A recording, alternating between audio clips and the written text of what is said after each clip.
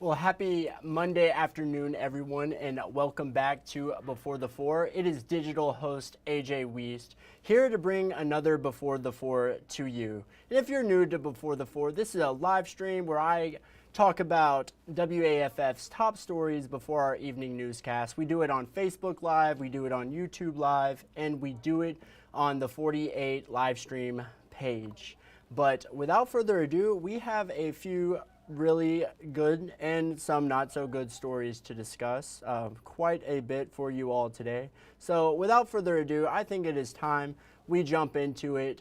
And starting things off, of course, in Brownsboro, the executive director of a local nonprofit in Madison County was arrested today on child porn charges after his home was raided by both Madison County deputies and the SWAT team this morning.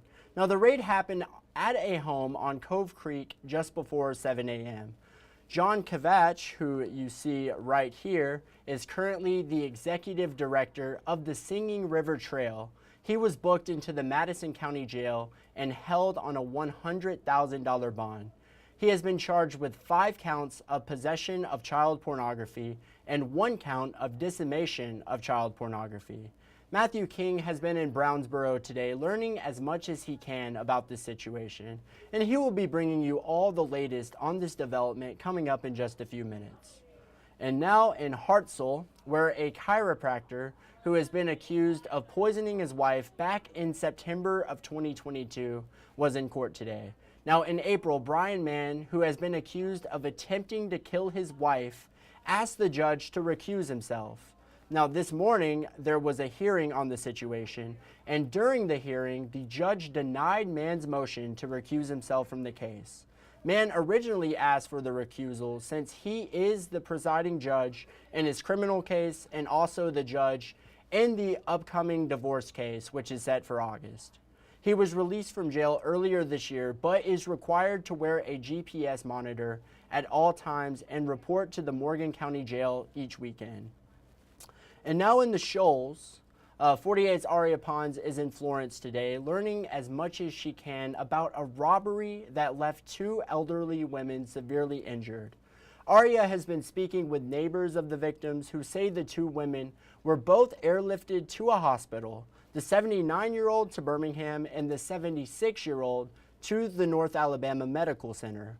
Aria will have more on this story in tonight's newscast. And now a localization of a national story. More than 7 million Americans need access to insulin each year to help manage diabetes. However, a new report shows that Alabama is one of the top states that has insulin deserts.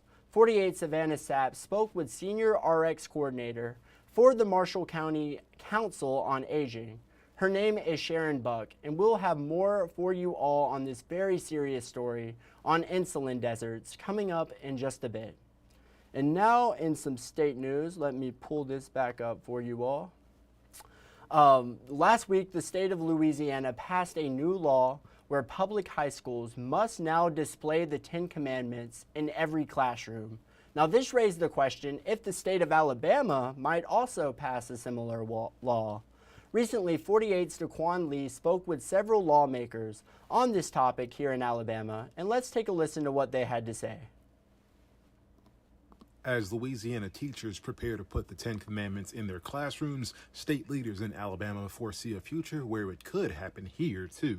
But I'm sure that there will be at least one bill coming forward next session, probably one in each chamber, would be my guess. Republican State Senator Sam Gavan of Madison County said he isn't sure if that should be a priority for the state. Back in 2002, State Supreme Court Chief Justice Roy Moore made national headlines when he displayed the 10 Commandments in the Alabama Judicial Building. Moore and the monument were both removed after a federal court ruled it unconstitutional, but Gavan says things have changed since then. Apparently on that issue, there's an existing injunction. I think that case would have to be reopened to put it back in the courthouse or Supreme Court building, and that would be up to the Chief Justice. House Minority Leader Democrat Anthony Daniels of Huntsville said he would strongly oppose a Louisiana-style commandments bill for Alabama. He called it ridiculous. Unless the Ten Commandments is going to increase the grade point averages or the curriculum for math and reading and science and history for young people, I think is a complete waste of time. Daniels agrees with Gavan, saying he expects some lawmakers to introduce the bill to score political points, but he says there are more important things to do. We should be focusing on paying our educators more money, making certain that we're focusing on birth to pre-K programs with the curriculum so that children have access to it early on. Until we pass legislation that helps families, that's their last best chance to bring life into this world, of defining a fertilized embryo as not being a child, then I don't want to have a conversation about it. Well, thank you, Daquan. And now a breaking news story for you all that just came in. One was killed in a wreck near Chapman Mountain. Now, one man is dead following this wreck on I-565 this afternoon. Now, according to Don Webster with HIMSI, the accident happened on 565 and Highway 72 eastbound near Chapman Mountain just before 3 p.m. this afternoon. Now, motorists are now being advised to use alternate routes. So this is obviously a developing story, and we'll have more on this situation as we continue to learn more. But very sad situation there. Now, in case you missed it, 48 Sarah Grace Kennedy recently did a story on a new program with Huntsville Police. Police say under the Area Security Camera Share program, homeowners can now register their own doorbell cameras with HPD. Officials say this will allow police to use these cameras to help catch criminals that might be in your neighborhood. Sarah Grace recently spoke with Drew Gilbert with Huntsville Police, and he said he's already seeing progress being made to help curb crime. Let's listen. And so the idea is that, you know, if there's concerns in their neighborhoods and their communities about crimes happening, this would be one way to help deter that and help us figure out those cases. Very great there. And staying in Huntsville, a fire station is set to open up. That's right, the new Fire Station 20 is so close to opening its doors in West Huntsville. The new station will provide emergency services and save people some money. City leaders say this was a necessity for the area. Recently, 48's Claudia Peppenhorst spoke with District 5 City Councilman John Meredith, and let's listen to what he had to say. Right now, if I were to have a heart attack out on Balch Road, out on Old Railroad Bed, the chances of HIMSI getting there in time to truly save my life are not that good. Engine 20 will be there to save those lives. This has tangible benefits to the people of West Huntsville, District 5, and it has been a privilege to make sure that they get it. Very awesome there. Now Alabama lawmakers have agreed to establish more mental health options for veterans. Now, in case you missed it, 48 Savannah Sapp recently spoke with the Alabama Department of Veteran Affairs on this new agreement, and now let's take a listen to what they had to say. We're seeing more and more interest and attention being given to veterans' well-being and veterans' mental health. Senate Bill 135 passed this year at the State House and went into effect on June 1st. It establishes a Veterans Mental Health Steering Committee of 20 members comprised of state agency heads, public officials, and other stakeholders. Brandon Miller with the Alabama Department of Veterans Affairs says the group will help ensure the mental health needs of every veteran in the state of Alabama. The last several years, we've been averaging between about 145 to 155 veteran suicides per year. It's a topic Tim Riley, a circuit court judge in Marshall County, knows all too well. After 37 years of military service, he oversees Veterans Court, a program rehabilitating veterans who have difficulty adjusting after coming home. He says the mental toll is one of the biggest obstacles our veterans face. People get killed. You see people that are burned, injured, your people, the bad guys. But you see mostly what sticks with you is when your guys get hurt. And you see bad things, and it can stick with you. Riley says it can be difficult for former combat veterans to disclose or even process what they've seen in battle. That is where the new committee established by this bill will come in. It's long past due, and my hat's off to the legislature getting this pushed through. It's a good idea. Miller says the committee will develop a comprehensive mental health care plan tailored to our veterans, which will be implemented statewide. It's in the early stages, with members of the committee still waiting to be appointed, but things are in motion. And that comprehensive plan for, bridging the gap, for identifying what the state needs to do will be presented to the state and House military and veterans committees for their input, their review, and then after that, it'll go to the governor. Awesome. Thank you, Savannah. Very awesome story there. And now in sports, it marks the midpoint of the season for the Rocket City Trash Pandas, who fell short in yesterday's game to the Biloxi Shuckers 2-4 at Toyota Field. How are the Pandas looking as they head into the second half of the season? Well, 48's Cam Durr is on your side. Let's listen. Well, there you have it. We have reached the midway point here at Toyota Field. Welcome in, everyone. I'm Cam Durr. So the first half finale wasn't exactly the way that the Rocket City Trash Pandas wanted to finish, as they dropped their second straight series, this time to the Milwaukee Brewers affiliate, the Biloxi Shuckers. Well, the final game of the first half stretch, getting to close it out on home turf, but the road team, they jumped all over the Trash Pandas early on both sides of the baseball. Held the Rocket City to just one hit through the first 7 innings of play. That is until an RBI single off the bat of Tucker Flint cut the deficit in half, and now trailed only by 2 runs. The Trash Pandas bullpen still doing their part to keep their team in the ballgame. No runs allowed by the Pandas relief staff in the final 5 innings of the game. We head into the bottom of the 9th. A little bit of late life. A leadoff walk followed up with a single by Eric Wagman, put 2 runners on with the winning run at the plate. But Tucker Flint goes down swinging. Trash Pandas fall 4-2, closing out the first half 2 games under the 500 mark. We shot ourselves in the foot a couple times here and there with some small decisions that have big consequences. And so we put ourselves in some good spots and ran ourselves out of a couple spots and a couple defensive lapses that hurt us from an efficiency standpoint that we haven't really been doing. A couple pitches here and there we'd like to have back, a couple pitch calls here and there we'd like to have back, a little bit of all of it. So nothing really major anywhere, but just 1% better in a variety of areas. It's got a chance to in my opinion, really pay some dividends in the second half. And as for the players, we've talked so much about this Trash Pandas pitching staff and their ability to stay in ball games. Well, now the offense wants to return the favor and give those guys some run support down this second half stretch. Our offense, it wasn't good enough, and I think we have to focus and play discipline, trying to hit at the strikes and make damage of them. I think we have a really good pitching staff and try to support them. That's, I think, the mentality in the second half. Meanwhile, out in Omaha, the Men's College World Series is all tied up. After a home run in the bottom of the first by the Aggies, Tennessee posted back-to-back scoring innings late in the ballgame to even up the series. Vols win it 4-1 to keep their season alive. A first-time national champion will be decided on Monday. Well, a clean slate for the Trash Pandas as we head into the second half of the season.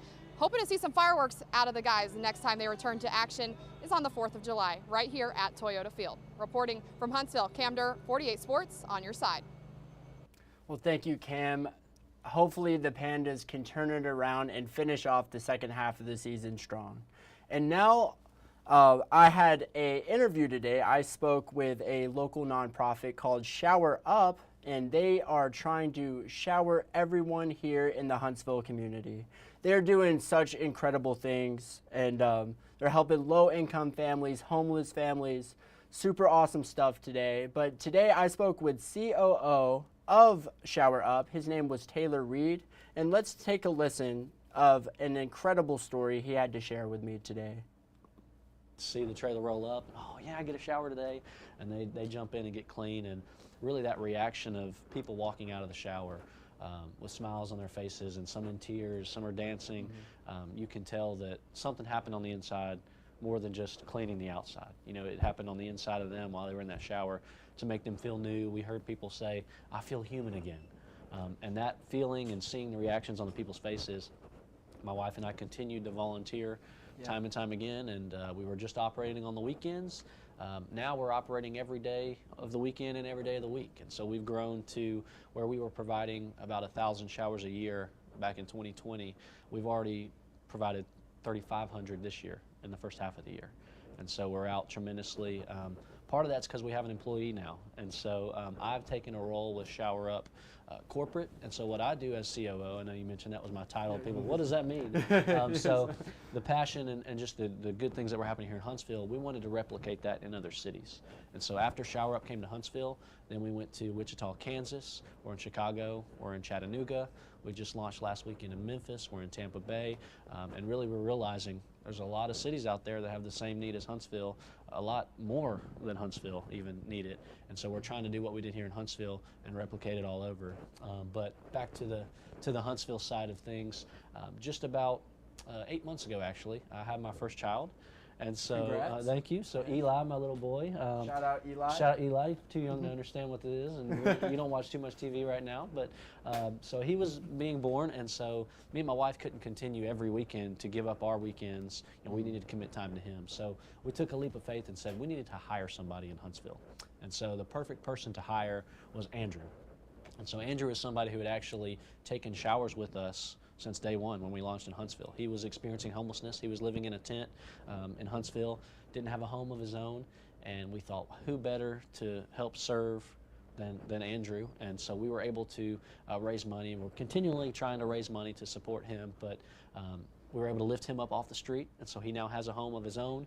But his job is to drive our mobile shower trailer around, and every day he's setting up and providing showers to his friends, the family that he's walked beside, and he knows what it's like to go, days without food, days without a shower, and I can't connect at that level, but he can. And so a little bit about his story is he would always take showers with us, and he'd show up early and help me roll out the hoses and help me do all the work that it took.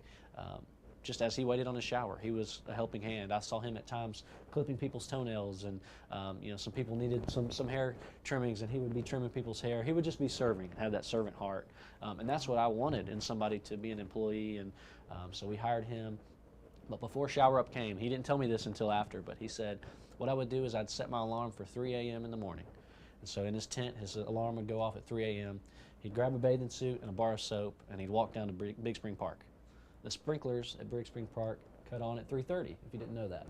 And so 3:30 in the morning, he would go and get in his cold sprinkler and take a bar of soap, and he said he'd hope he'd rinse all the soap off before the sprinkler stopped. And there's a lot of stories like that. But now that Shower Up's here and Andrew's driving around every day of the week, we try to hit all the locations where people in need are, and they're waiting for us when we get there, and they can get a hot shower. We have unlimited hot water. We don't do time limits. People always ask us, why don't you put time limits on your shower? Do you have a timer at home and somebody kicking you out of your shower? Nope. So we want to do the same thing for others. We want to treat them with dignity and respect and say, take the time that you need. And I probably don't need as long as a shower because I'm taking one every day. But somebody who only gets a shower once a week when we get to their location, or sometimes once a month, and it's been a month since their last shower, if they need to take their time, they can take their time. And so that's kind of a little bit of our story, where we are, where we came from, and what we're about. Incredible stuff there. And he mentioned that Andrew had that servant heart. Just an awesome story there. Yeah, just incredible stuff. Now, as promised, I will play the good side. Now, of course, if you were watching Friday, the good side failed to play all the way through due to some technical difficulties. So hopefully this week it will play. But here is the good side from Nashville, Tennessee. Enjoy. Crowds gather as lines grow on Nashville's most famous street. They come for the party, the atmosphere, and of course, the music. But inside every Broadway bar, there's comings and goings of a different sort. Come on in, young man. Because at some point, everyone needs one thing. I mean, we usually use the bathroom about 6 to 8 times a day, about 2,500 times a year. And that averaged out to be about 92 days in a lifetime. See some paper towels. Alonzo Cheeks is a bathroom attendant. All right, man. Thank you. Yes, sir. Ready with everything people might want, but he's known for giving what they need. It starts with you, and then you make everybody around you better. Small world. He calls himself the man in the can, which is a bathroom now. But 20 years ago, his can was the Metro Detention Center in South Nashville. I was homeless before, and I was kind of like living on the streets, pretty much under the bridge.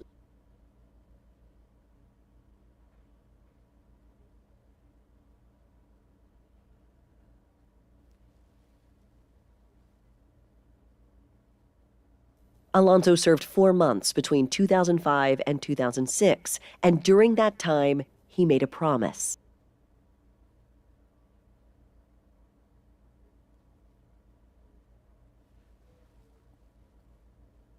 And he's kept that promise. In the years since, he's become a mental health counselor and a specialist in addiction recovery, counseling hundreds of people in their transformation. He's also a safe bar trainer, teaching bartenders how to spot signs of sexual assault and how to intervene. Just last week, Alonzo added speaker to his list of accomplishments. He's done it all while still working nights in Broadway bathrooms and giving people with a similar past a chance to change their future.